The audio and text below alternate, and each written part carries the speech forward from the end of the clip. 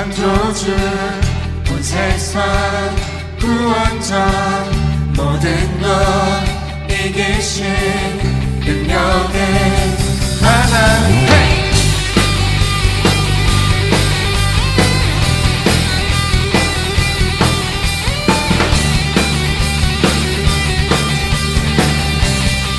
온 세상 창조주 온 세상 창조주 온 세상 구원자 모든 것 이기신 능력의 모든 만물 주를 찬양해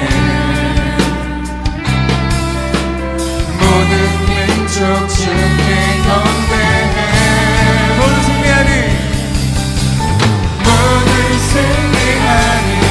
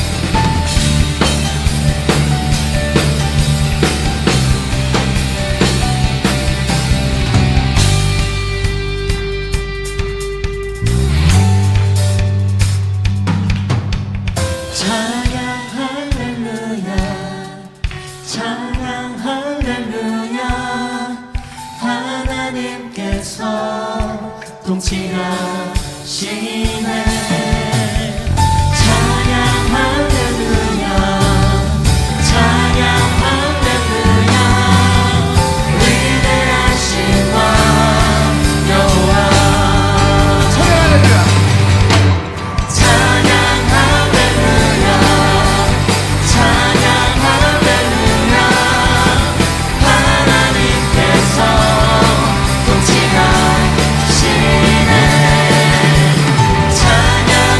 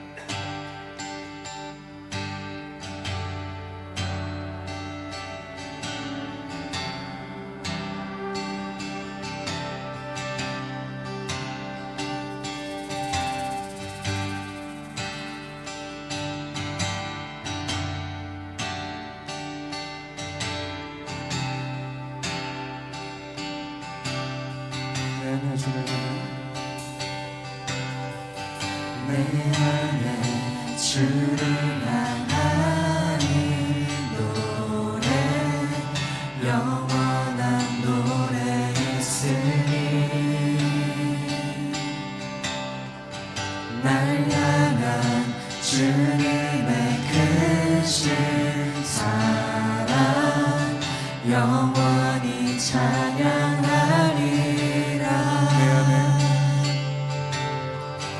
내 안에 주를 향하는 노래, 영원한 노래 있으니 날 향한 주님의 크신 사랑 영원히 찬양하리라. 영원히 찬양하리라.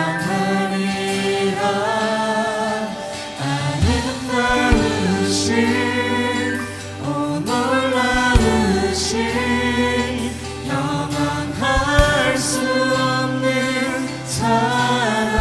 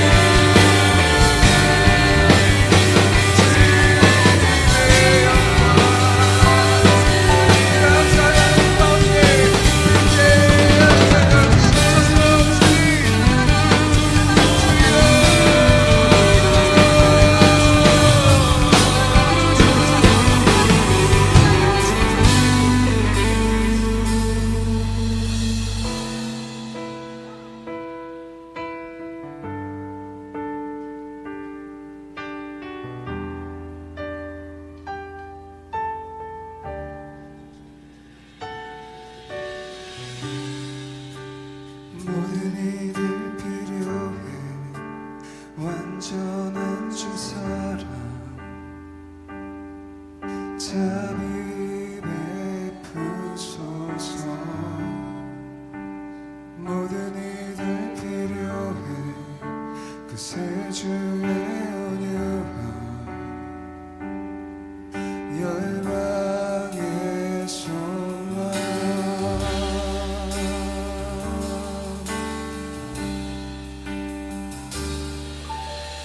예수 산을 옮기시는 내 주는 능력의 주, 그는 구원의 주, 영원한 구원의 창조자. 사망을 이기시고 예수 부활했네.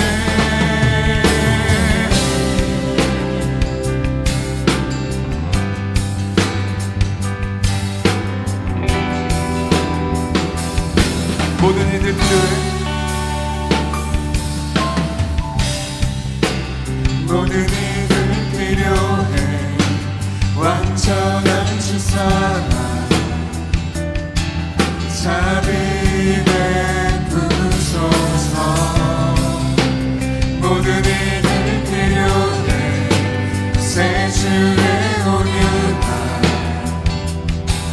열방의 소망.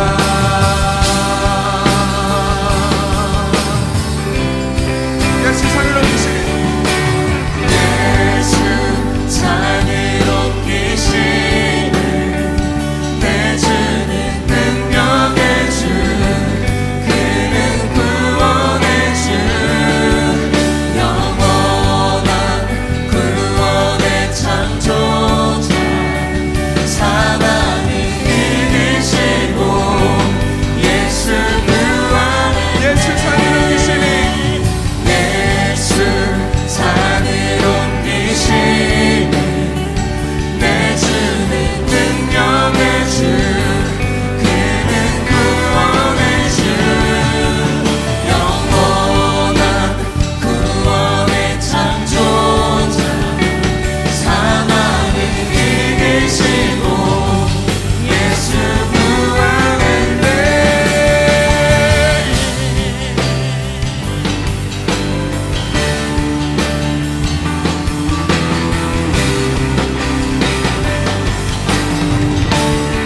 비추소서 비추소서 주님의 빛을 찬양해. 다시 사신 왕의 영광을 예수 비추소서 주님의 빛을 찬양해. 다시 사신 왕의 영광을 우리 한번 더 비추소서. 비추소서 주님의 빛을 찬양해. 다시 사신 왕의 영광을 예수 비추소서 주님의 빛을 찬양해. 다시 사신 왕의 영광을 예수 산을 옮기시는 내 주는 능력의 주, 그는 구원의 주, 영원한 구원의 창조자. 사망을 이기시고 예수 부활했네. 예수 산을 옮기시는 내 주는 능력의 주, 그는 구원의 주, 영원한 구원의 창조자. 사망을 이기시고 예수 부활했네. 비추소서 주님의 빛을 찬양해. 다시 사신 왕의 영광을 예수 비추소서 주님의 빛을 찬양해. 다시 사신 왕의 영광을 우리 한번 부르며 외치소서 비추소서 주님의 빛을 찬양해 다시 사신 왕의 영광을 예수 비추소서 주님의 빛을 찬양해 다시 사신 왕의 영광 우리 마음으로 비추소서 비추소서 주님의 빛을 찬양해 다시 사신 왕의 영광을 예수 비추소서 주님의 빛을 찬양해 다시 사신 왕의 영광을 우리 같이 기도합니다. 하나님 아버지 이 시간 가운데 우리와 함께하여 주옵소서. 이 가운데 주님의 나라가 선포되게 하여 주옵소서. 우리 머리 가운데 성령 충만으로 나타나게 하여 주시옵소서. 우리 통성으로 기도합니다. 주여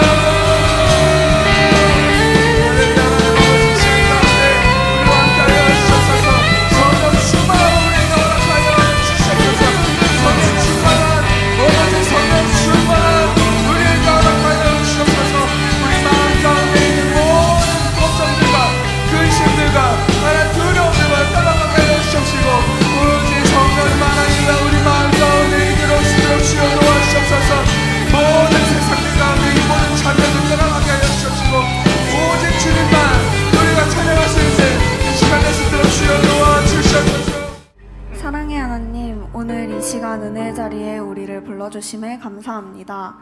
지난 한 주 세상을 살아가는 동안 받은 모든 마음의 짐과 상처를 먼저 주님께 내려놓고 나아오는 예배자리 되게 하시옵소서. 오늘 이곳에 오지 못한 이들 역시 주께서 기억하여 주시고 각자의 자리에서 건강과 안전을 지켜주시고 모든 상황과 환경을 열어주셔서 함께할 수 있도록 역사하여 주시옵소서. 한 주간 각자의 삶을 살아가면서 많은 죄를 지었습니다. 오늘 이 시간 나의 죄를 가장 먼저 고백하고 회개하는 우리 되게 하시고 주의 말씀을 가까이 하고 성령 충만을 사모하여 먼저 은혜의 자리로 나아갈 수 있도록 도와주시옵소서. 예배를 위해서 기도합니다. 항상 예배를 위해 준비하는 모든 손길들을 기억하여 주시고 언제나 기도와 말씀으로 가장 먼저 준비될 수 있도록 도우시옵소서.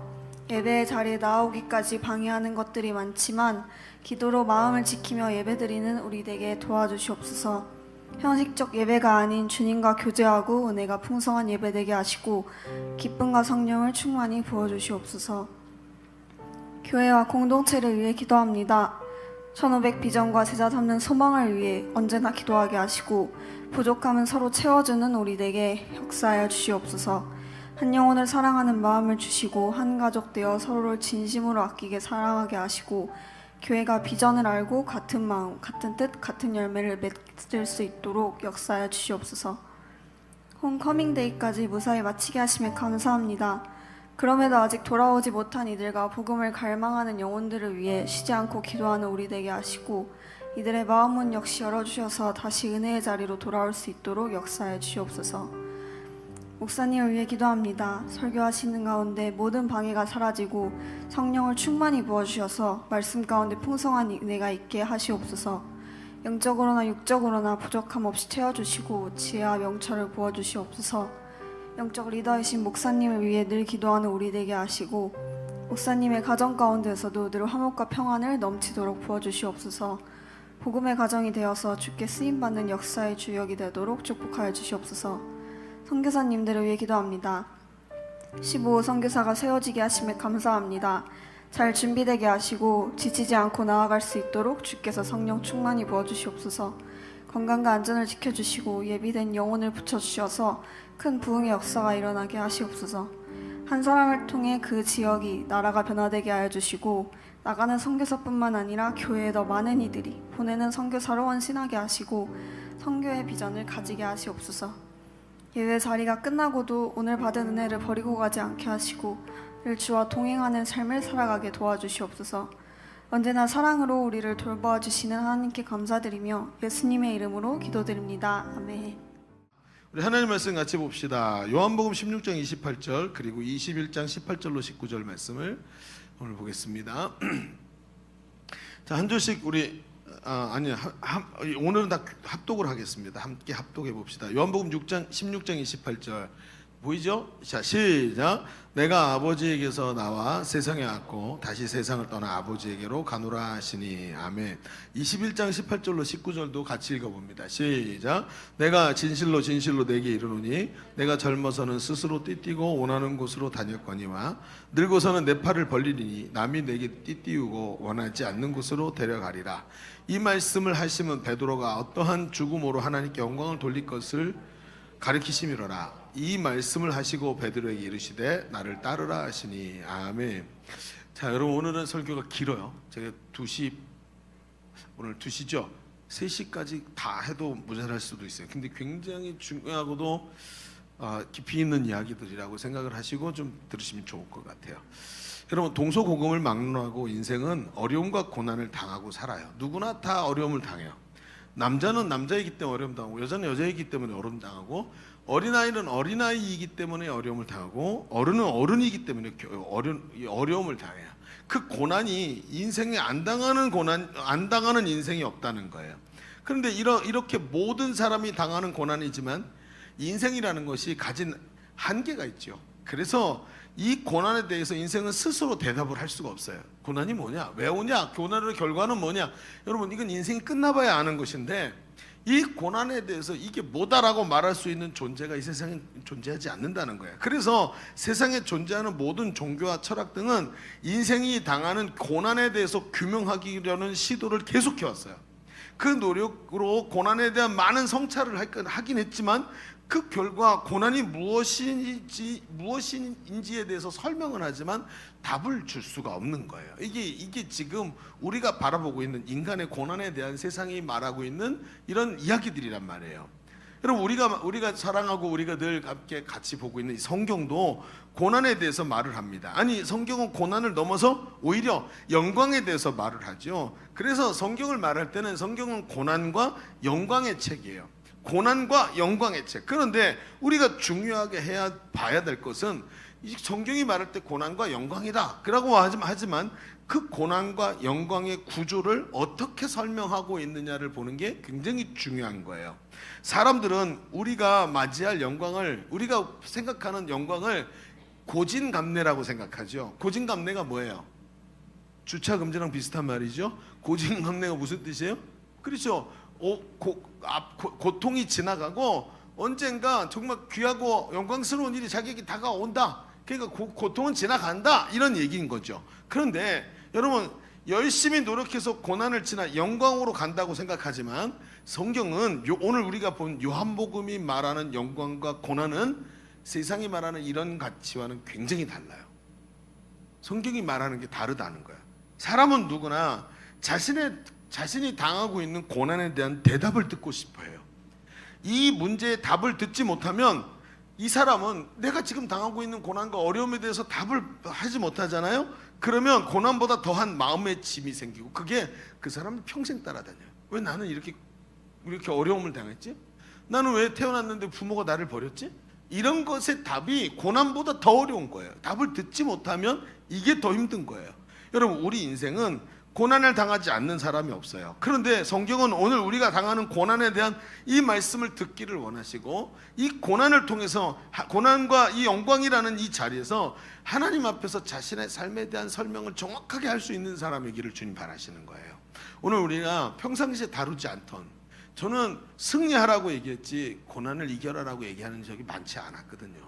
그러니까 오늘 평상시에 다루지 않던 이야기들을 좀 오늘은 깊이 다뤄봅시다. 그러면서 고난 그리고 영광이 이런 이 두 가지 얘기로 오늘 말씀을 좀 펼쳐가 봅시다. 주보 3면을 보면 오늘 말씀의 제목은 고난 그리고 영광이에요. 사실은 고난, 쉼표, 영광 이렇게 하고 싶었는데 왜? 이 상관관계가 굉장히 중요하기 때문에 뭔가 얘기하는 건 오해를 일으킬까봐 쉼표만 딱 찍고 싶었어요. 근데 이상하잖아, 그렇죠? 쉼표만 딱 찍어. 그래서 고난 그리고 영광 이 두 가지를 보자는 거예요. 자, 오늘 우리가 두 가지 얘기를 할 텐데 첫 번째 이렇게 한번 써봅시다. 예수님의 영광은 U자형 구조를 가지고 있어요. 그 영어 U자 맞아요? 그거예요? 예수님의 영광은 U자형 구조를 가지고 있다라는 이야기로 시작을 해봅시다. 그럼 우리가 오늘 읽은 말씀은 요한복음이죠. 요한복음은 다른 공간복음서와 달리 U자형 구조를 가지고 있어요. 성경을 보면 신약 성경에서 앞에 있는 네 가지의 예수님에 대한 일대를 써놓은 것을 사복음서라 그러죠.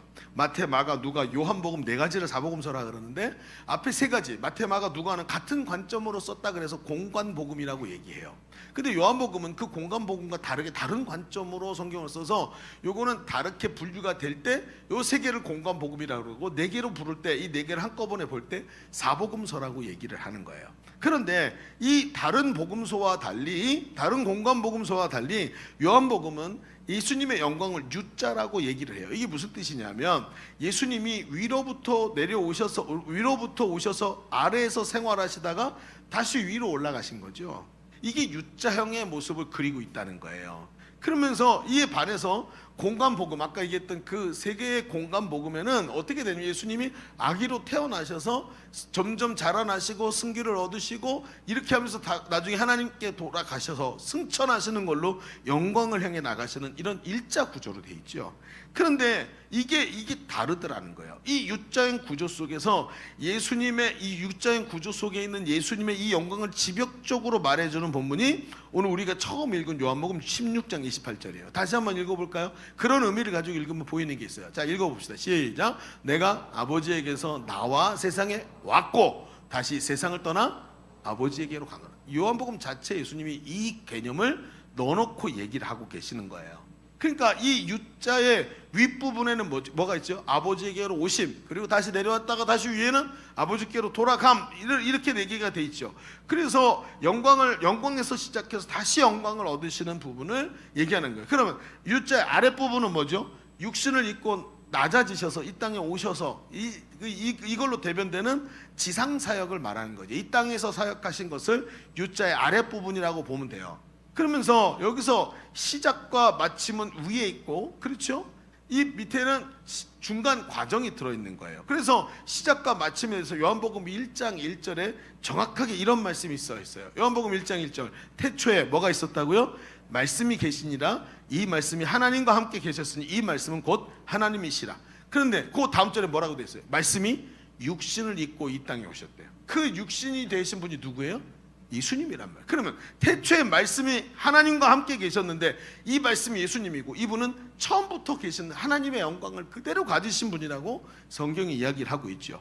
그래서 이 구절은 U자형 구조의 시작점으로 예수님이 태초부터 계신 분으로 그 말씀이 바로 육신을 이 땅에 입고 이 땅에 오신 분 예수님이라고 분명히 말하고 있어요. 그리고 그 끝 지점은 바로 예수님께서 다시 승천하신 것을 의미하고 앞에서 얘기한 요한복음 16장 28절의 말씀대로 아버지께로 가시고 다시 영광을 얻으시는 모습을 이 U자형 구조에서 보여주고 있는 거예요.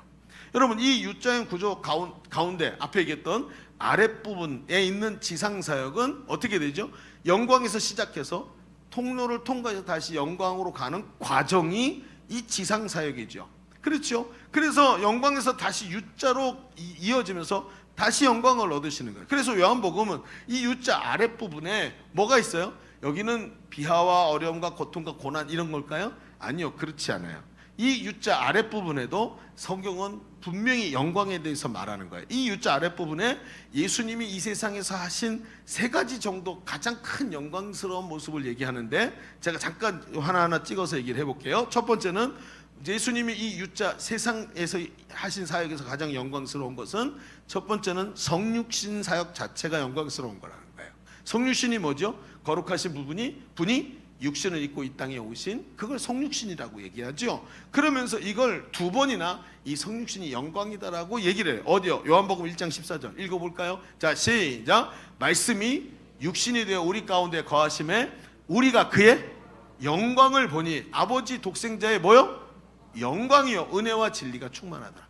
예수님이 육신을 입고 이 땅에 오신 자체가 영광이라고 얘기를 하고 있죠. 그렇죠. 그분이 여러분 빛 대신 그분이 우리 가운데 어둠 가운데 오셔서 우리에게 빛을 주신 것 자체가 영광인 거예요. 자, 두 번째는 어디에 나오냐면 요한복음에 보면 예수님께서 계속 표적을 일으키시는데 그 표적을 한 7가지로 볼 수 있어요. 뭐 병든 자를 치유하시고 눈먼 자를 보게 하시고 죽은 자를 일으키시고 이런 표적을 일으키시는데 그 표적을 일으키실 때 그 첫 번째 표적부터 해서 거의 모든 표적에 이런 기록들이 있어요. 요한복음 2장 11절은 뭐냐면 갈릴리 가나의 혼인잔치에서 물로 포도주를 만드신 기적이죠. 그때 이렇게 말해요. 같이 읽어봅시다. 시작. 예수께서 이 첫 표적을 갈릴리 가나에서 행하여 그의 영광을 나타내심에 제자들이 그를 믿으니라. 예수님의 기적이 모두 다 뭐라고요? 영광을 나타내셨다라고 얘기를 하고 있어요. 그러니까 이것도 영광이라. 그리고 마지막 세 번째로 뭐가 나오냐면 예수님이 당하시는 십자가 고난을 영광의 절정이라고 표현을 하는 거예요. 요한복음 12장 23절을 읽어볼까요? 이번에도 읽어봅시다. 시작. 예수께서 대답하여 이르시되 인자가 영광을 얻을 때가 왔느니라. 자, 여러분 보세요. 우리 지금 다 읽었나요? 다 읽었죠? 여러분 생각해 보세요. 예수님은 지금 십자가에 죽으시기 위해서 준비를 하고 계세요. 근데 그 죽으심을 표현할 때 뭐라 그래요? 죽으심을 표현할 때 내가 영광을 받을 때가 얻을 때가 왔다고 얘기를 하시는 거예요. 여러분 십자가의 고난을 말씀하시는데 영광을 얻을 때가 왔대요. 그런데 요 한 부분만 이렇게 써 있는 게 아니에요. 예수님이 당하시는 고난에 대해 영광이라고 표현하는 것은 얼마나 그 요한복음 안에 많은지 열거하기가 어려울 정도예요. 요한복음 12장 28절에도 예수님께서 고난을 앞두고 하나님께 기도하시는데 이렇게 기도해요. 아버지여, 아버지의 이름을 영광스럽게 하옵소서. 예수님 십자가에 죽으시면서 죄의 문제가 깨지고 우리 안에 하나님 나라가 임하니까 그 이름을 영광스럽게 하옵소서 하시니 그 다음에 이에 하늘에서 소리가 나서 이르되 하나님 말씀하시죠. 뭐라고요? 이미 영광스럽게 하였고 또다시 영광스럽게 하리라. 십자가를 영광스럽게 하셨고 그 다음에 다시 부활로 영광스럽게 하시겠다라는 이야기인 거예요. 여러분 무슨 얘기입니까? 여러분 이 말씀이 우리에게 정말 어렵게 들리는 대목이에요. 여기가 어떤 대목이요? 예수님께서 당하시는 고난을 영광이라고 말씀하고 계시는 것. 여러분 이게 어려운 거예요. 내가 지금 죽을 때가 가까웠다는 거죠. 죽음이 내 앞에 다가오고 있다라고 말씀하시지 않고 오히려 뭐라 그래요? 영광의 때가 다가오고 있다는 거예요. 여러분 여기서 우리는 이 영광이라는 얘기를 하면서 예수님께서 시간적 개념을 계속 중요하게 보고 계신 것을 느낄 수 있어야 되는 거죠. 성경은 십자가의 고난이 지나고 영광이 온다라고 표현하고 있지 않아요. 앞에 얘기했잖아요. 고진감래. 그렇죠. 고통이 지나가면 영광이 온다. 그게 아니란 말이에요. 여러분 언젠가 지나가고 좋은 날이 오겠지. 이게 아니더라는 거예요. 뭐라고 말씀하시는 거죠? 십자가를 통한 영광.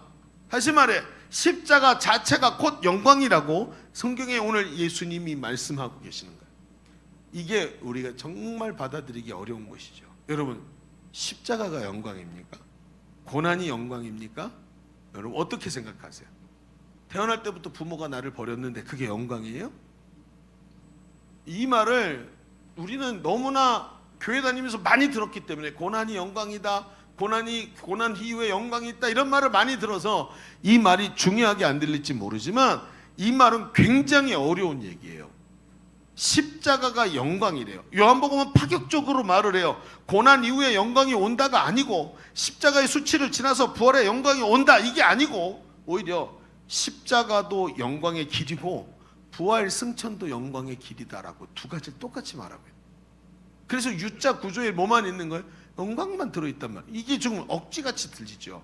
여러분 제가 지난 주간에 이제 제가 같이 공부하고 이제 이제 목사님들하고 제 지도 교수님하고 설교학 아카데미를 하나 만들어놨었어요.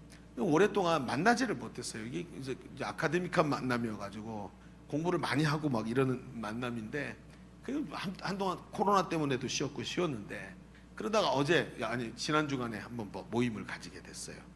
근데 가장 중요한 이유가 뭐였냐면 그 지도 교수님이 암 선교를 받으신 거예요.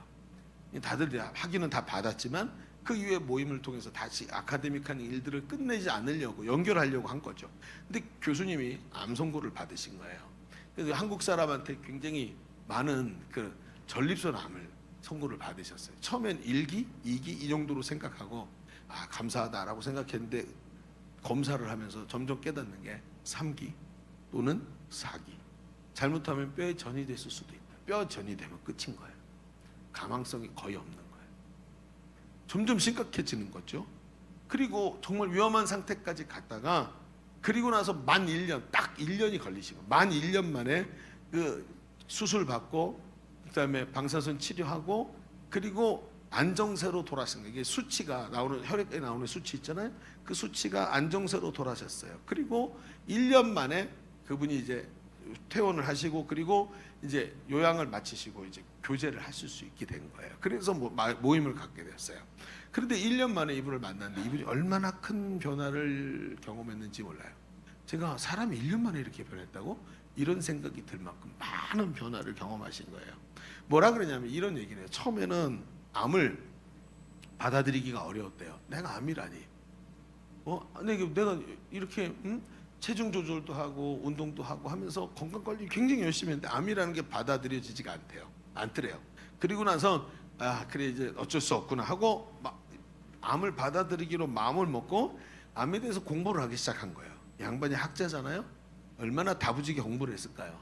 그러니까 아예 이제 직장에 이제 교수니까 교수직에서 이 안식년을 1년을 받아가지고 요양을 하면서 이 공부를 하기 시작했는데 방에 들어박혀갖고 공부를 하기 시작해요. 여러분 학자들은 공부할 때 유튜브를 틀지 않아요.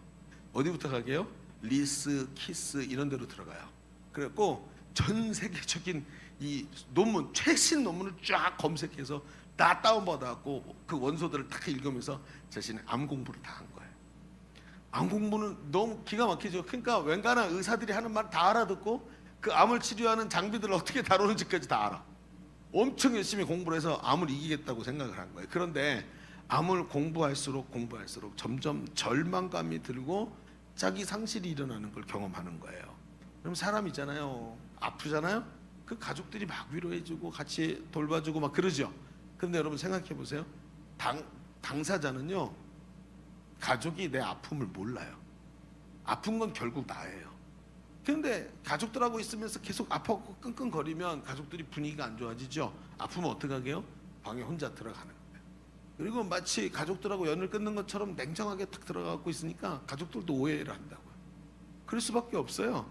그러니까 점점 어떻게 되냐면 가족들의 돌봄과 위로도 한계가 있게 되고 암은 나 혼자 맞서 싸우는 외로운 싸움이 되는 거죠. 그러면서 점점 방에 자기 혼자 방에 들어가서 공부에 몰입하면서 점점 암에 몰두를 하게 돼요. 나중에 내가 암이 걸린 게 아니라 암이 내 속에 들어와 있어 나를 사로잡게 되는 거죠. 그래서 몰입을 합니다. 그리고 점점 어떻게 될까요? 외통에 몰리게 되는. 그러면서 점점 이 관점이 바뀌게 되는 거야. 인생이 이런 거구나. 그러면서 그 속에서 원망이 일어나고 회환이 일어나고 내가 못하러 이렇게 살았나 이런 생각이 드는 거죠. 암은 치유될 것 같지 않고 점점 그 암의 어두운 부분에 마음이 짓눌리는 거, 몸이 아니라. 그러면서 그 회의 속에서 깊이 인생의 연약함 앞에 인생을 주신 하나님을 재발견하기 시작합니다. 하나님은 어떤 분이신가? 왜 나를 여기 보내셨는가? 그러면서 돌이켜보니까 수많은 계획과 욕심이 오늘의 나를 만들어냈다는 것을 알기 시작합니다. 내가 뭐하러 살았나 보니까 그 가정이 참 이렇게 건강한 가정은 아니었던 것 같아요. 부모님이 너무 힘들게 만들었고 형제들이 이렇게 힘들게 만든. 이분이 부부가 다 교수예요.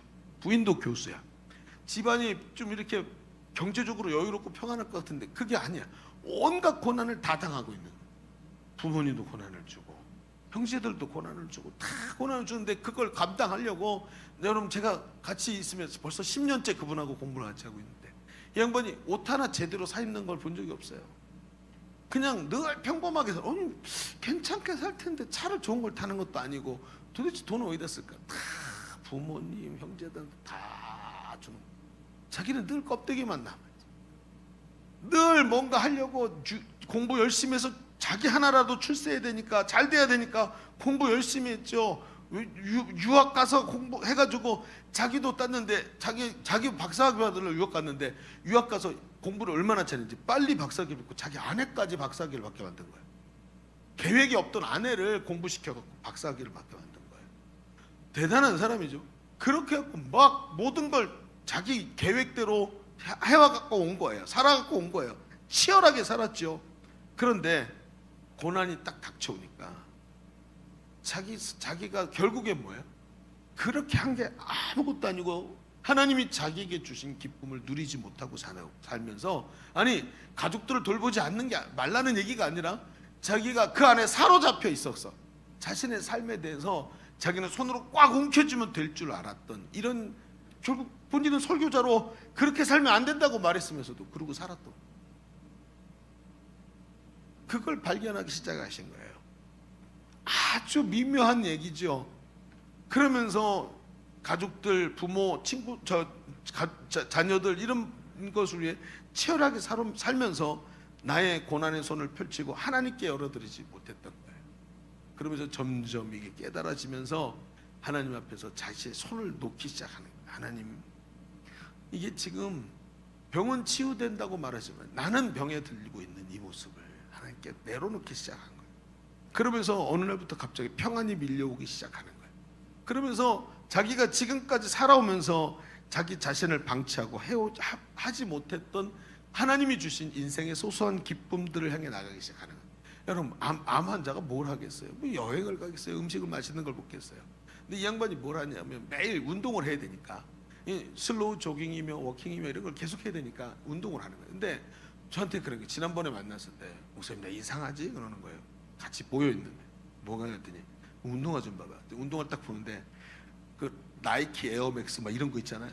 빨갛고 파랗고 이런 거 사신 거예요. 이 양반이 맨날 양복 바지에 검은 운동화 이런 걸 신고 다녔거든요. 나는 여태껏 이런 운동화를 사려고 엄두도 못 냈어. 봐봐, 이렇게 얘기하는 거예요.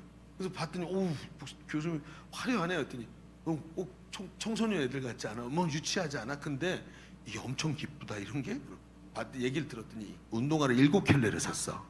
색깔이 다 달라.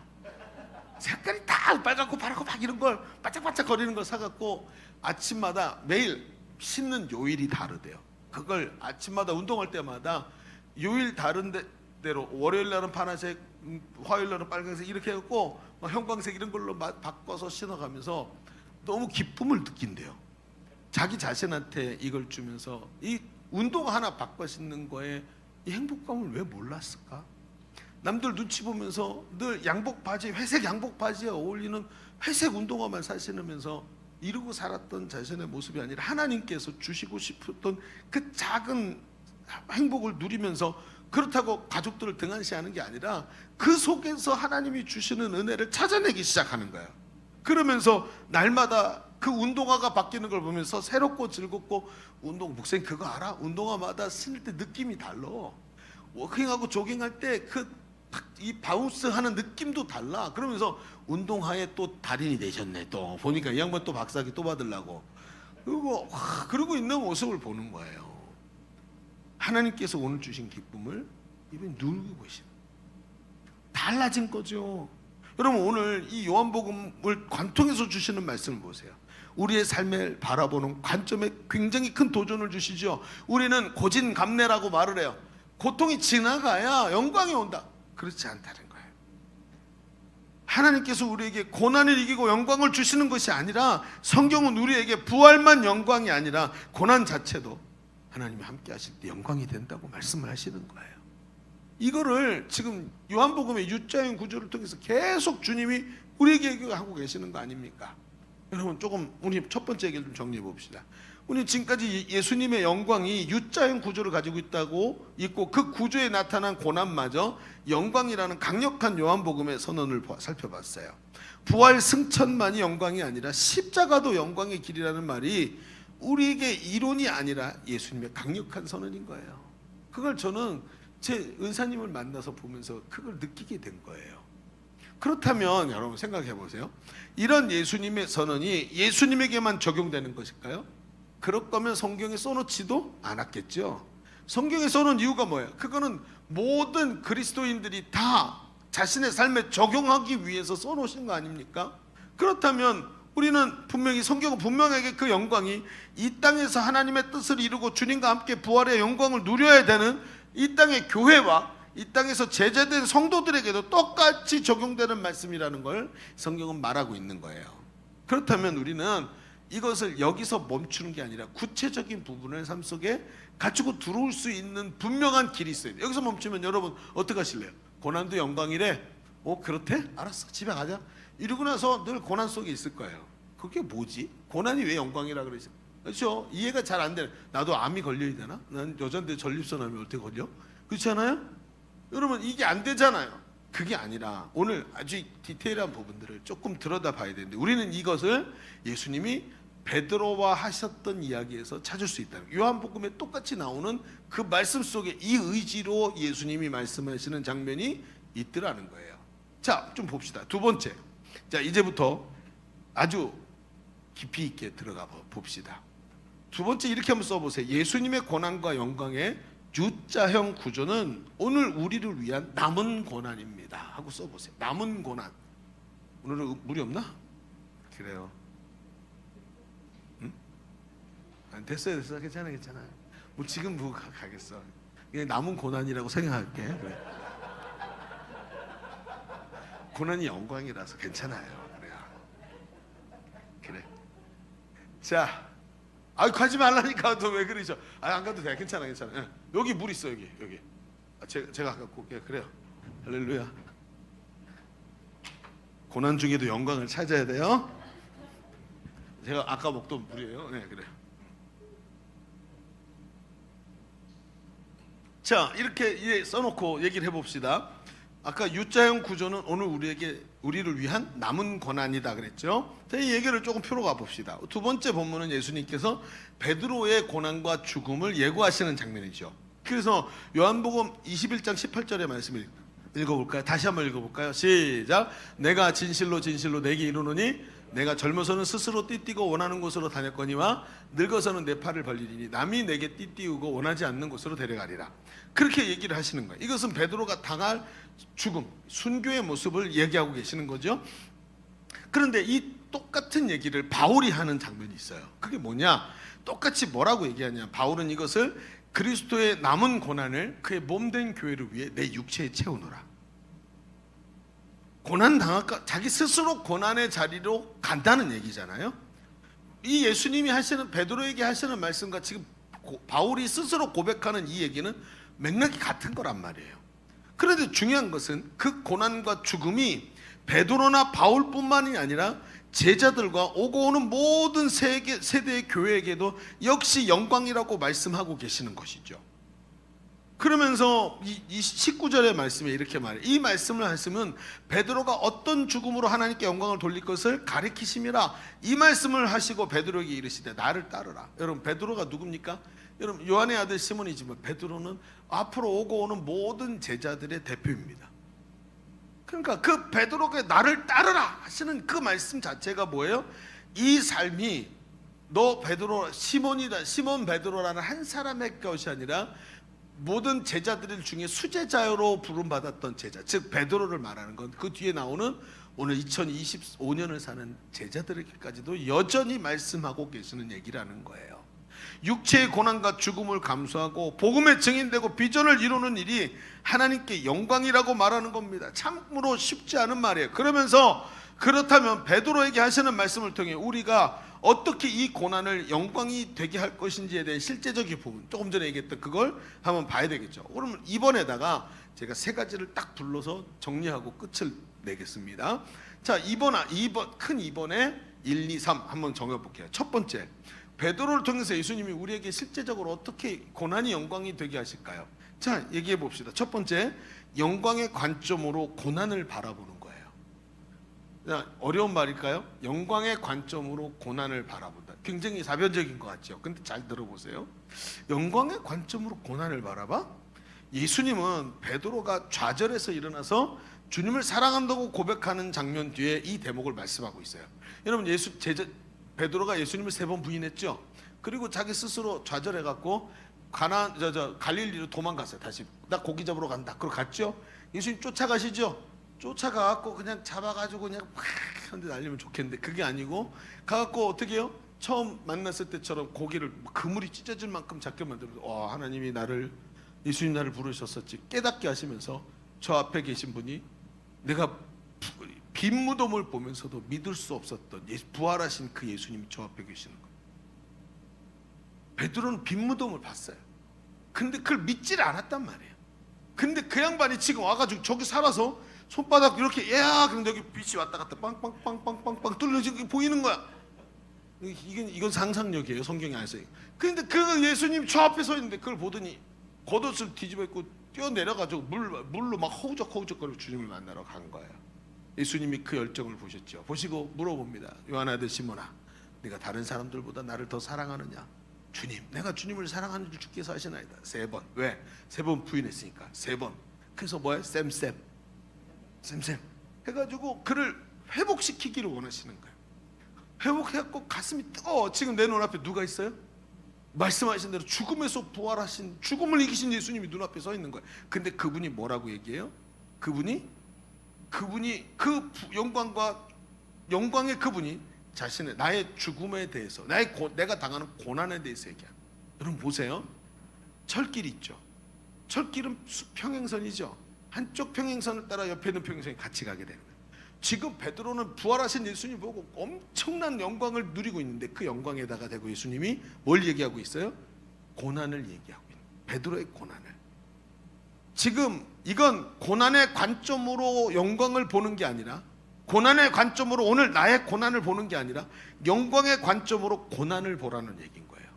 여러분 고난 속에 들어있는 사람이 이 고난 속에서 고난의 관점으로 고난을 보면 멸망이에요. 이거 방법이 없어요. 그런데 예수님이 보시는, 부활하신 예수님을 보고 있는 이 기쁨과 환희의 관점으로 내가 당하는 고난을 보니까 얘기가 갑자기 달라지는 거예요.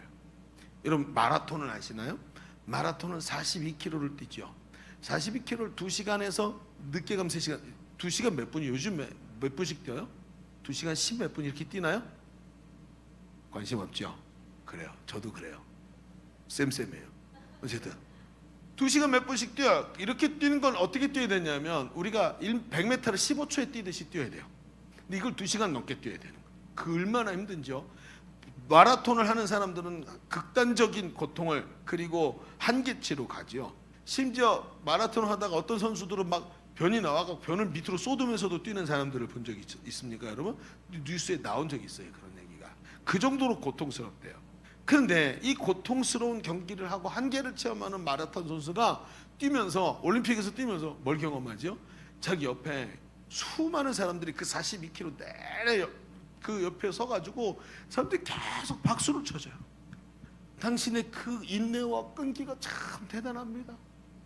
어떻게 그렇게 자신을 이기면서 달려갑니까 하면서 옆에서 박수를 쳐주는 그 사람들을 보는 거예요.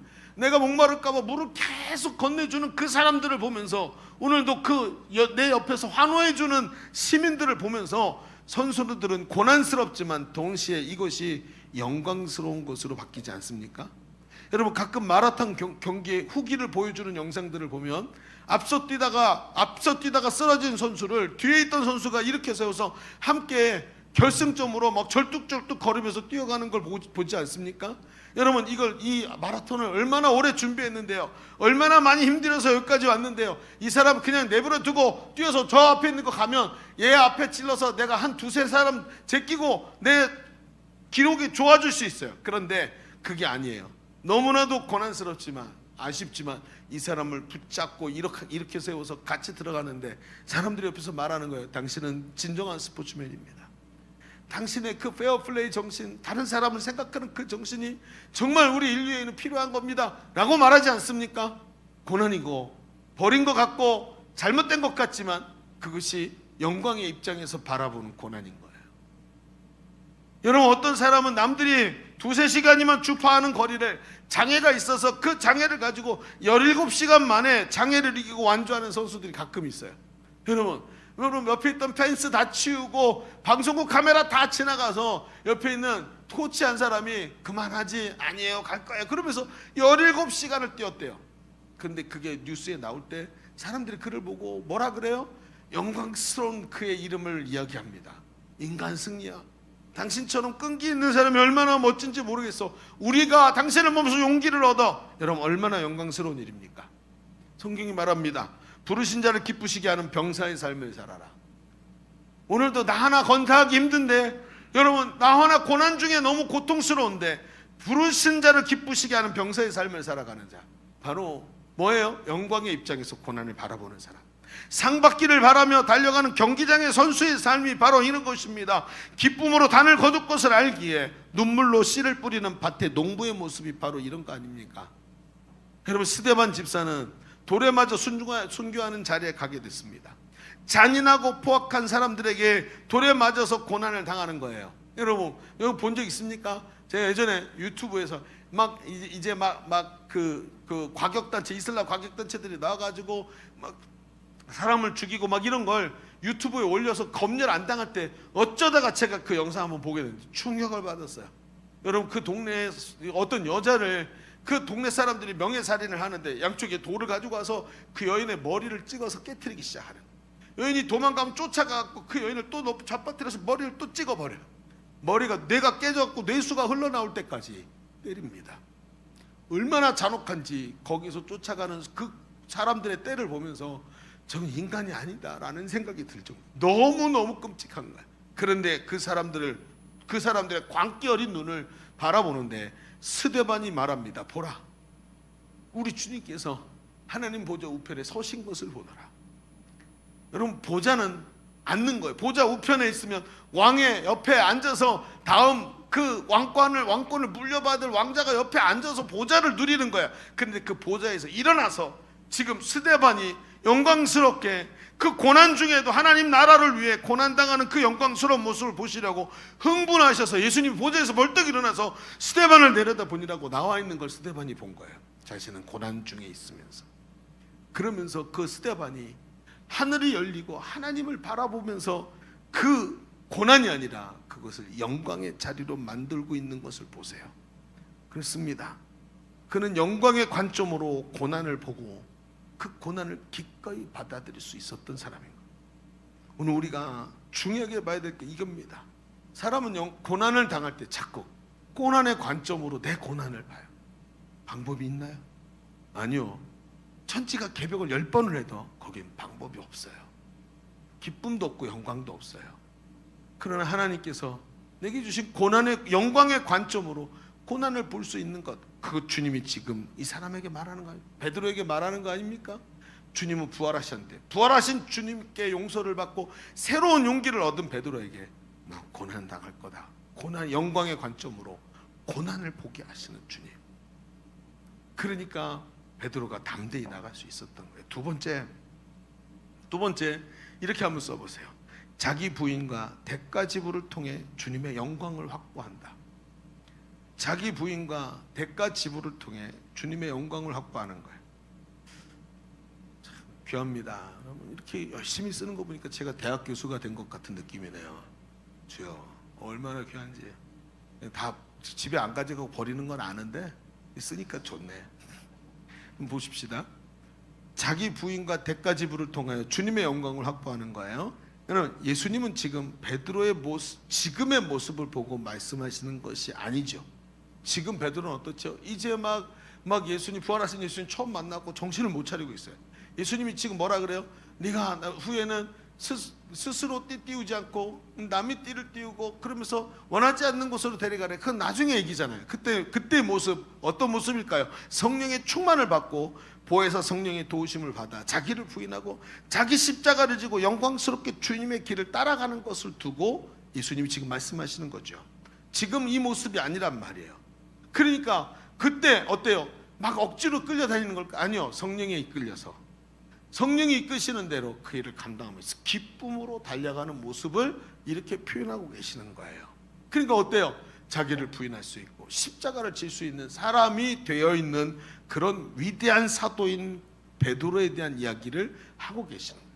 여러분, 순천에 가면 순천에 매산 학원이라는 교육기관이 있어요.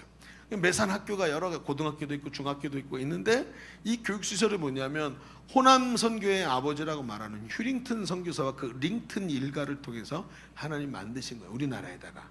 여러분 혹시 기억나시나요? 파란 눈에 백인인데 전라도 사투리를 완벽하게 구사하는 사람 아시죠? 인유한 박사, 의사죠. 연세대학교 의사로 나오시는 그 양반. 그 인유한 박사의 아버지가 휴링턴 선교사고 휴링턴 선교사의 아버지가 우리나라 이제 링턴가에서 남북 전쟁 마치고 남은 남북 전쟁에서 얘네가 남군을 지원했었어요. 그래서 쫄딱 망했어. 근데 부자가 망해도 뭐 3대를 먹고 산대죠. 그걸 남은 걸 들고 선교를 왔어. 그래서 한국에 온 거예요. 그 링턴가가.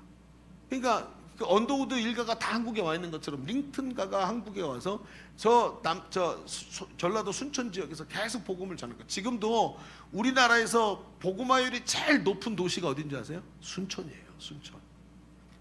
그 제일 예수 믿는 사람이 많아. 그러니까 그런 도시의 배경이 바로 여기 있는 거예요. 근데 그 링턴 선교사가 아들을 낳았는데 그게 휴링턴이고, 휴링턴이 어려서 한국에서 자라다가 미국으로 가서 미국의 프린스턴 신학교인가 거기서 공부를 하고 다시 돌아와가지고 한국에서 사역을 하고 인요한을 낳은 거예요. 자, 그런데 이게 이분이 선교를 하는 거죠. 우리나라에 1960년대 70년대 결핵이 장난이 아니었어요. 피를 각혈하면서 각혈을 토하면서 말라갖고 죽어가는 결핵이 너무 강력했단 말이에요. 그래서 어떻게 했죠? 여러분 지금도 그 옛날에 만든 결핵실이요. 제가 우표 수집 취미가 초등학교 때 있었거든요. 남의 우표를 다 뺏어왔어요. 산 건 없고. 그래서 가위바위보에서 뺏어 그랬고 제가 우표 수집을 많이 했단 말이에요. 근데 거의 대부분이 결핵 실이란 말이에요. 근데 그때 그 씨를 만들 만큼 결핵이 많았어요. 근데 이 휴링턴 선교사가 뭘 했냐면 한국에서 결핵 요양원을 건축하고 있었어요. 이래서 어떻게든 한 영혼이로 살렸고 그리스도의 사람으로 만들려고 그 일을 하고 있었어요. 그런데 이게 돈이 많이 들어가니까 직접 하는 거예요. 여러분 옛날 그 랜드로버 있잖아요. 옛날 랜드로버. 요즘은 랜드로버 비싸죠. 근데 옛날 랜드로버는 차체에다 껍데기만 씌운 그런 전쟁 이후에 그 랜드로버를 가지고 와가지고 뒤에다가 트레일러 매가지고 트레일러에다가 리아카 트레일러가 아니고 완전히 그리고 여기에다가 건축 자재를 실어 나르고 하면서 그 결핵 요양원을 짓다가 저쪽에서 술 취한 운전자가 몰던 차가 와갖고 쫙 코너를 돌고 있는 이 선교사님의 지프차를 빡 하고 받은 거예요. 그래서 거기서 완전히 난리가 난 거죠. 큰 부상을 입으셨어요. 근데 사모님이 뭐였냐면 간호사였어요.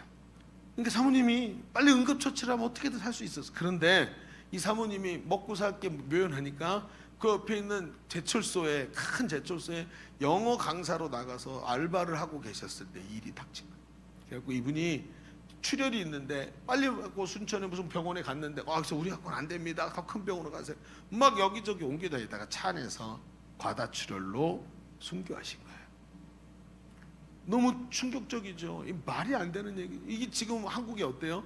한국에 앰뷸런스가 없었던 거예요. 앰뷸런스가 없었어요. 그때만 해도. 그래가지고 어떻게 했는지 아세요?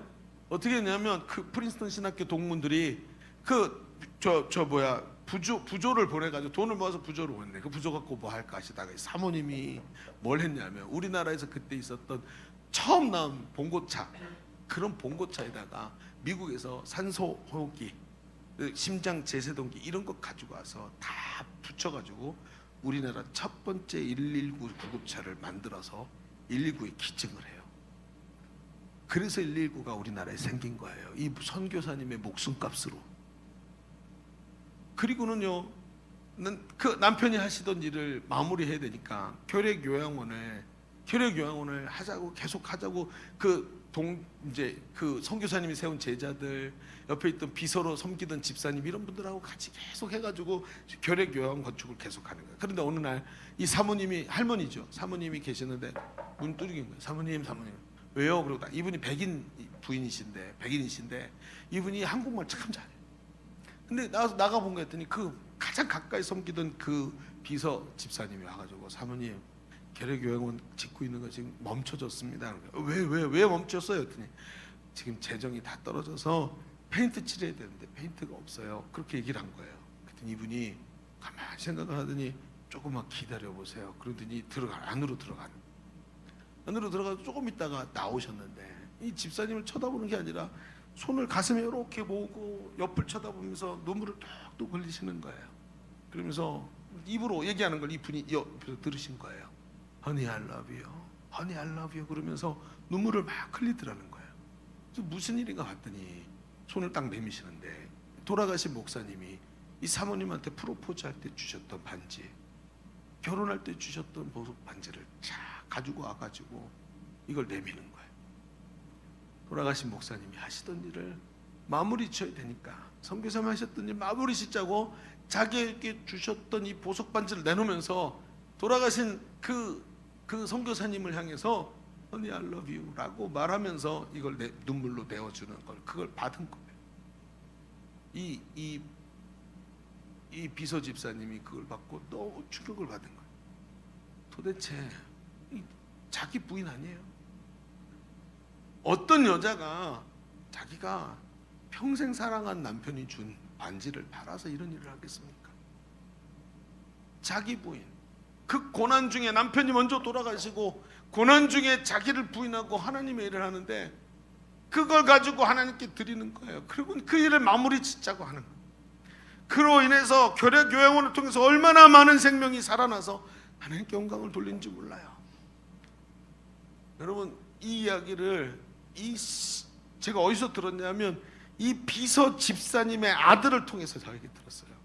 이 비서 집사님이 눈물을 흘리면서 아들에게, 부인에게 말하는 걸 이 아들이 듣고 아들이 눈물을 흘리면서 저한테 얘기했고, 이 아들이 지금 자기가 받은 빚 때문에, 이 값없이 받은 빚 때문에 선교사가 되어서 저 태국의 치앙라이 쪽에 산속에 들어가서 선교사로 사역하고 있어요. 여러분 어떻게 생각하십니까? 이 링튼 선교사님과 사모님의 모습은 자기 부인과 대가 지불을 통해서 자기는 고난 중에 있지만 하나님의 영광을 확보한 모습 아닙니까? 우리 주님이 이 땅에서 사시면서 저 십자가의 남은 고난을 우리에게 맡기셨어요. 자신이 고난당해서 우리를 구원하셨는데 그 고난당하시면서 세워주신 그 십자가의 복음을 교회에다 맡기고, 여러분 주님의 신부된 교회, 아내된 교회에다가 맡기고 우리에게 맡겨주셨어요. 우리에게 주신 그 폐물을 들고 나와서 예수님을 향해서 주님 사랑합니다 하고 우리의 소중한 것을 하나님께 드리는 것, 이게 왜 아까운 걸까요? 난 도무지 그게 아깝다는 게, 그게 믿음의 사람인가 하고 생각이 드는 거예요. 우리도 수없이 많은 이런 빚을 진 사람들이에요. 이렇게 빚을 져서 이 나라가 여기까지 온 거라고요. 그런데 우리 시대를 보세요. 우리는 고난 속에서 자기를 부인하지 않아요. 대가를 지불하려고 하지 않아요. 그러니까 고난 속에서 텅 비어있는 부분이 절대로 채워지지가 않는 거예요. 영광으로 채워지지가 않는 거예요. 너무나 중요한 얘기입니다, 여러분. 마지막 세 번째 얘기를 해봅시다. 인생의 후반전이, 자 이렇게 써보세요. 인생의 후반전이 영광에 이르기에 더욱 유리한 시간이다. 인생의 후반전이 영광에 이르기에 더욱 유리한 시간이다. 유리한 시간임을 기억해야 된다.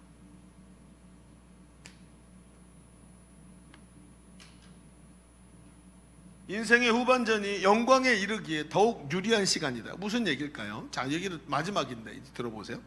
예수님은 베드로를 향해서 젊어서는 네가 원하는 곳으로 다녔지만 늙어서는 아니다, 막 이렇게 말하면서 젊은 때처럼 살지 말고 이제 늙어서는 다르게 살아라, 이렇게 말씀하시죠. 근데 늙어서는 이라는 얘기가 꼭 나이가 많은 황혼이다라고 생각하면 안 되는 거예요. 무슨 얘기냐? 지금까지 살아온 날과 비교해서 남은 날을 지칭할 때 바로 이런 얘기를 쓰는 거예요. 왜냐면 늙었다, 여러분 성경에 보면, 성경의 용어 중에 늙었다는 말을 길게 늙었다, 이게 뭔지 아세요? 길게 늙었다, 한자어로 하면 장로회, 그게 장로, 대한예수교 장로회 할 때 장로가 길게 늙었다는 뜻이에요. 그러니까 우리 교회는 장로님 부를 때 한글로 부르세요. 길게 늙은님, 이게 장로님이에요. 길게 늙은님.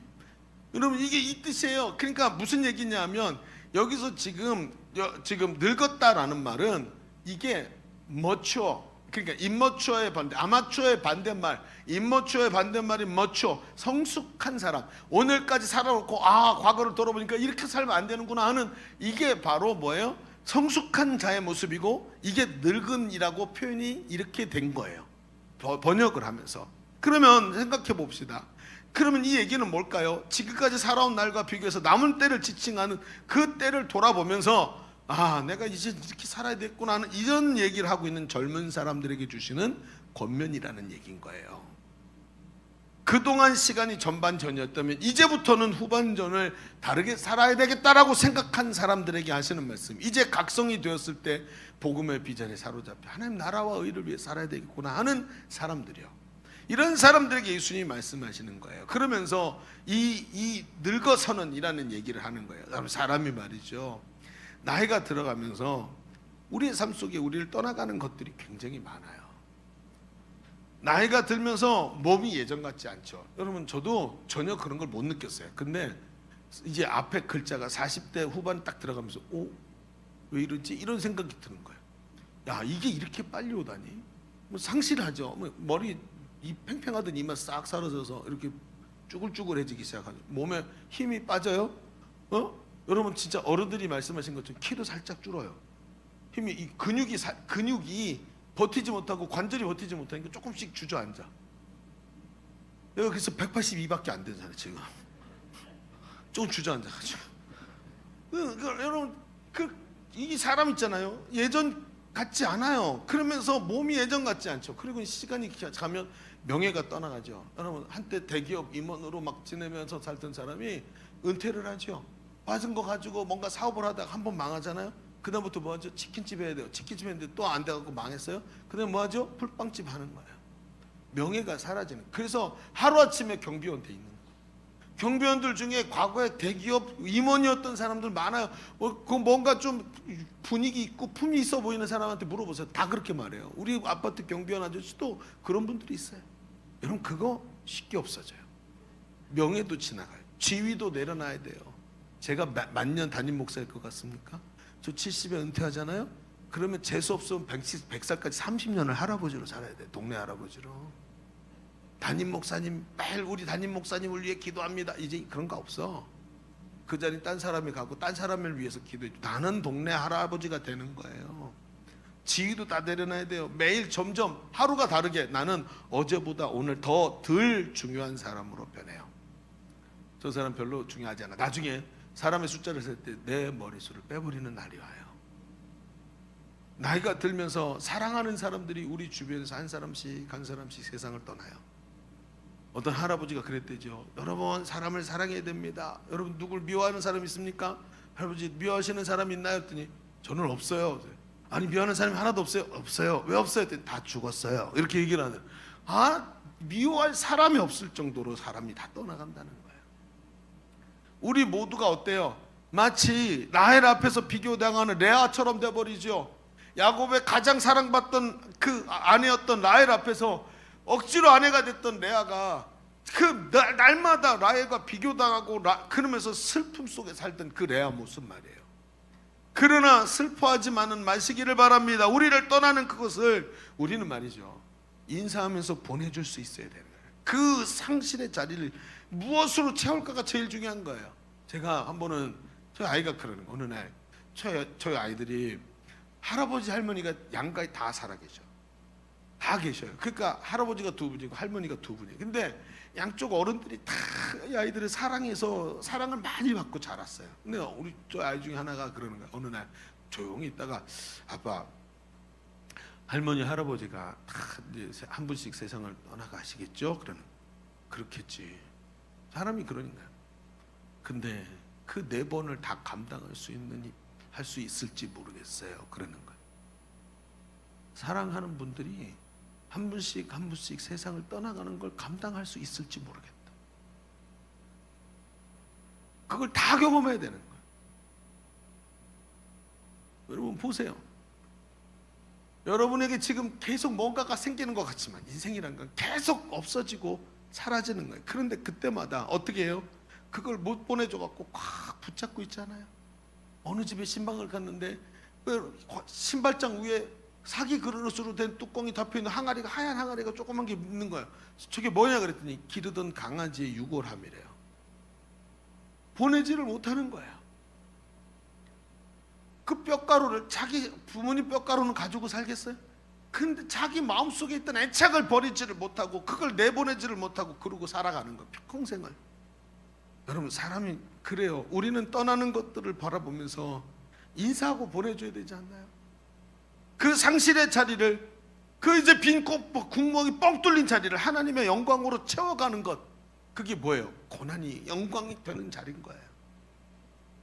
그걸 할 수 있어야 되는 것이고, 그렇게 살아내야만 하는 것이 우리 인생이라는 것이란 말이죠.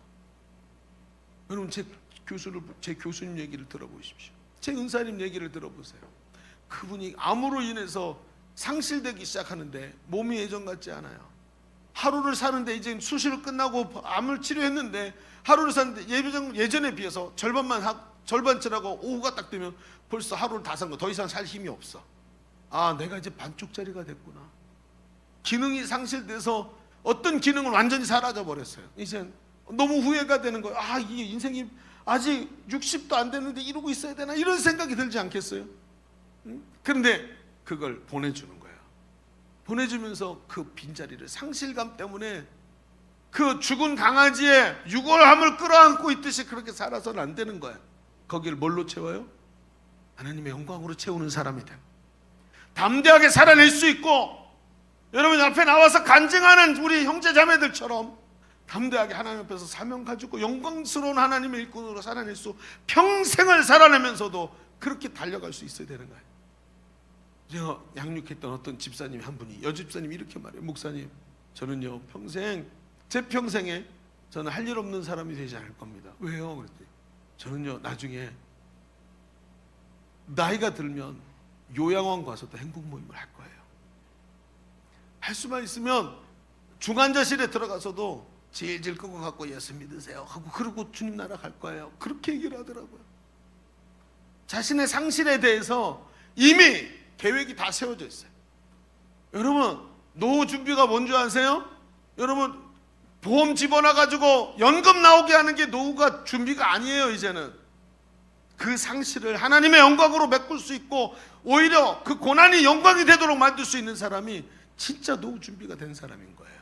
여러분은 어떠세요? 어느 날 갑자기 여러분의 왼팔을 잃게 된다면 어떡할까요? 어느 날 갑자기 여러분의 배우자가 먼저 떠나간다면 어떡하렵니까? 어느 날 갑자기 여러분이 낳았던 큰아이가 어느 날 갑자기 교통사고로 먼저 여러분을 떠나면 어떻게 하시겠습니까? 진짜 있잖아요. 오늘 우리가 하나님 앞에서 이 고난에 대해서, 그리고 그 영광에 대해서 말할 수 없으면 오늘 우리의 삶은 늘 고난 속에 있을 수밖에 없어요. 고난이 영광입니다. 고난의 빈자리, 고난으로 인해서 구멍 뚫린 자리를 하나님의 영광으로 채울 수 있는 사람, 그 사람이 하나님 앞에 합당한 사람이 아니겠습니까? 여러분, 이것이 오늘 우리는 이제 이것이 하나님 앞에 합당한가 그렇지 않은가를 묻고, 하나님의 영광이라면 더 이상 주저하거나 주변을 살피지 않고 그 영광의 길을 결단하고 앞으로 나가야 되는 거예요. 나를 떠나가는 것들과 작별 인사를 나누고 이제 주님의 영광을 그 빈자리에 맞이할 수 있는 사람, 그것이 바로 예수님이 베드로에게 하고 계시는 권면인 거예요. 우리 시작하면서 이런 얘기했어요. 누구나 당하는 고난이지만 나의 고난에 대해 답을 들어야 한다고 말했습니다. 그렇습니다. 이제 말할 수 있습니다. 성경은 우리에게 고난이 영광이라고 말합니다. 아니, 고난이 영광이 되게 만들라고 얘기를 하고 계시는 거예요. 정확하게 말하면. 여러분에게 온 고난이 영광이 되게 만드시기를 바랍니다. 하나님은 오늘 고난당하는 우리 인생을 영광으로 초대하고 계세요. 고난에게 대답하지 못하고 슬퍼하는 사람이 아니라 그분의 손을 붙잡고 일어나서 남은 고난을 그의 몸된 교회를 위해 내 육체에 채워 영광이 되게 하는 사람, 그게 이 시대에 드물게 찾아보기 어려운 하나님의 사람의 모습인 거예요. 여러분, 그런 영광의 사람이 되기를 주의 이름으로 축원합니다. 자, 우리 기도하십시다.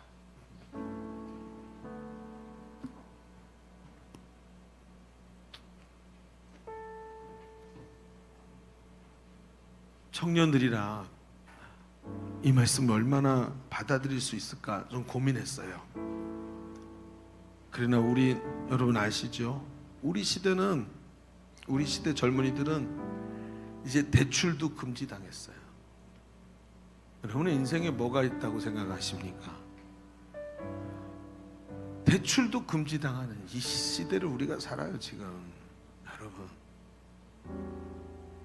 어떻게 하면 좋을까요? 난 여러분을 생각하면 눈물이 나요. 이 험악한 인생길을 어떻게 살아갈까, 이 친구들이. 결혼하겠다고 막 행복해서 저러고 뛰어다니는데 저 뒤에 있는 고난을 어떻게 이겨낼까? 취직했다고 너무 좋아하는데 저 뒤에 있는 고난을 어떻게 이겨낼까? 여러분, 고난의 승리자가 되기를 바랍니다. 하나님이 여러분 안에 고난을 영광이 되도록 만들어 주실 줄로 믿습니다. 오늘 말씀 붙잡고 하나님 앞에 기도하십시다. 크게 기도하지 않아도 괜찮습니다. 하나님 앞에 진심으로 하나님 나에게 있는 이 떠나가는 것들을 떠나보내고 내 안의 중심에 하나님의 영광으로 채울 수 있는 자 되게 하여 주옵소서. 우리 같이 한번 기도합니다. 주여, 할렐루야. 주여, 아버지, 하나님 역사하소서.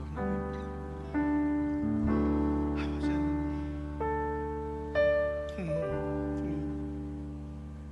고난이 영광이라고 하시는 주님의 음성 듣기 원합니다.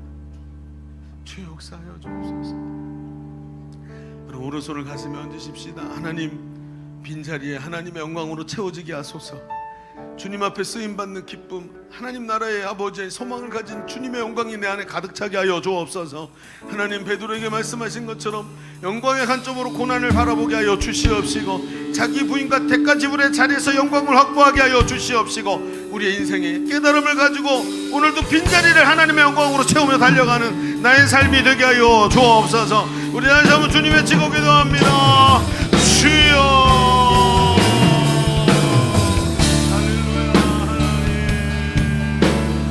이 말씀이 들리게 하시니 감사합니다. 고난의 자리가 아버지 승리의 자리, 영광의 자리가 되고 하나님 인도하여 주옵소서. 오늘도 아버지 고난이 오늘도 누리는 자들이 되기를 원합니다. 성령 하나님 역사하여 주옵소서. 오늘도 그 은혜를 누리기를 간절히 바라고 원합니다. 성령 하나님 역사하여 주옵소서. 오 할렐루야.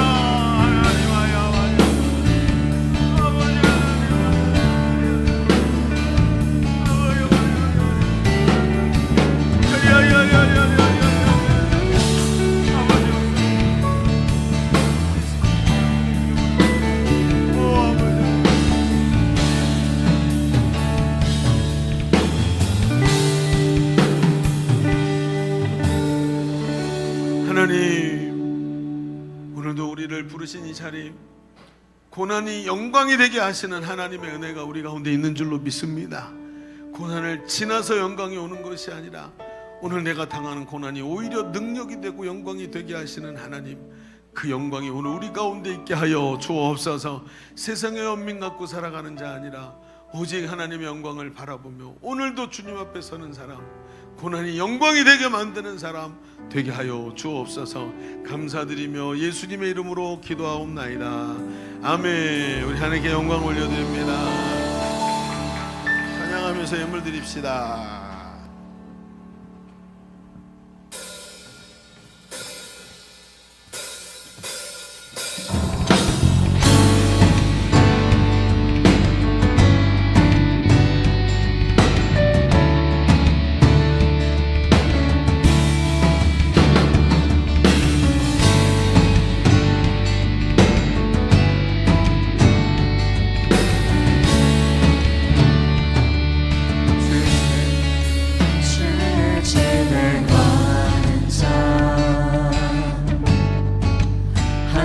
주 찬송하리. 시온에 들어가 있고 힘없는 자 복이 있네.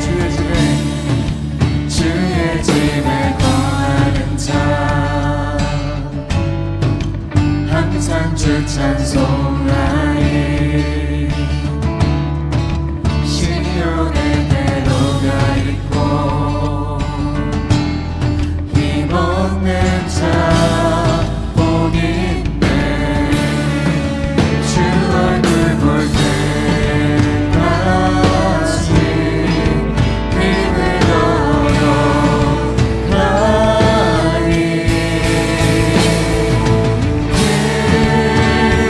그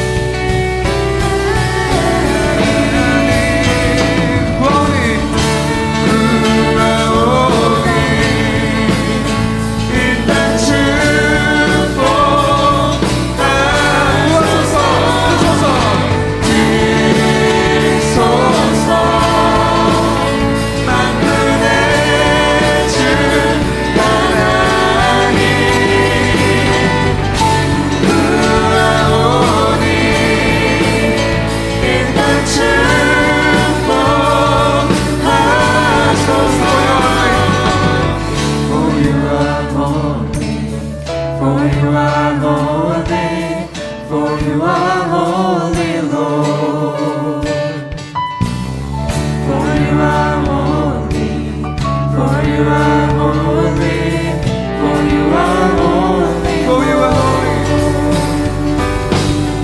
for you are holy, for you are holy, for you are holy, Lord.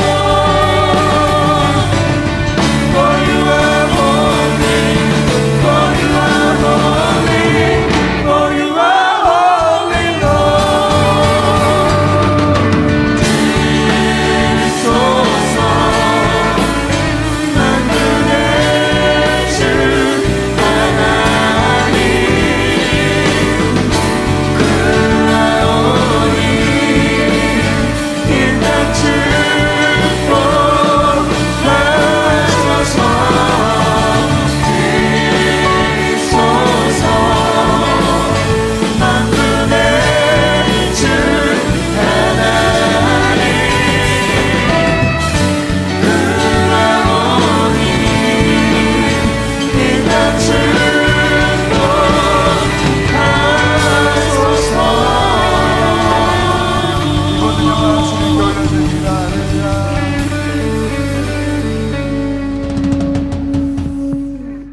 자, 기도하겠습니다. 하나님 감사합니다. 오늘 이렇게 귀한 예배 드리고 정말 무거운 이 말씀이지만 이 말씀의 은혜를 깨닫게 하시니 감사합니다. 오늘도 고난에 서 있는 사람이 아니라 고난을 하나님의 영광으로 만들어내는 믿음의 사람, 하나님 앞에서 온전한 믿음으로 주 앞에 서 있는 사람 되게 하여 주옵소서. 오늘도 하나님께 예배 드리면서 우리 사랑하는 젊은이들이 주께 예물을 올려드렸습니다. 하나님께 감사해서 올려드린 예물, 11조의 예물, 목장의 감사들, 그리고 주일 헌금으로 하나님께 영광 돌려드리는 귀한 예물들 받으시고 하나님 저들의 마음 중심을 살피시고 하나님의 손을 들어 축복해 주시며 하나님의 영광이 떠나지 않고 우리와 함께 하시는 것을 체험하는 귀한 손길들 되게 하여 주옵소서. 하나님 또 삶의 현장으로 갑니다. 세상은 우리에게 너 소망이 없어, 너 대출도 안 돼 라고 말하지만 하나님이 나의 능력이신 것을 확신하고 하나님이 나의 주인 되시기에 이런 엉뚱한 소리에 집중하지 않습니다. 하나님 나의 주인이십니다. 주의 뜻대로 될 줄로 믿습니다. 하나님 앞에 믿음으로 승리하는 한 주간의 삶이 되게 하여 주옵소서.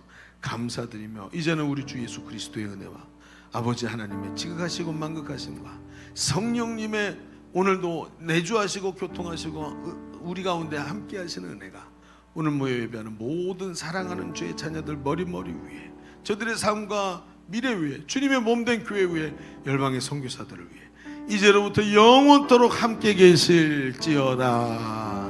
아멘. 우리 하나님 앞에 큰 박수로 영광 올려드립니다.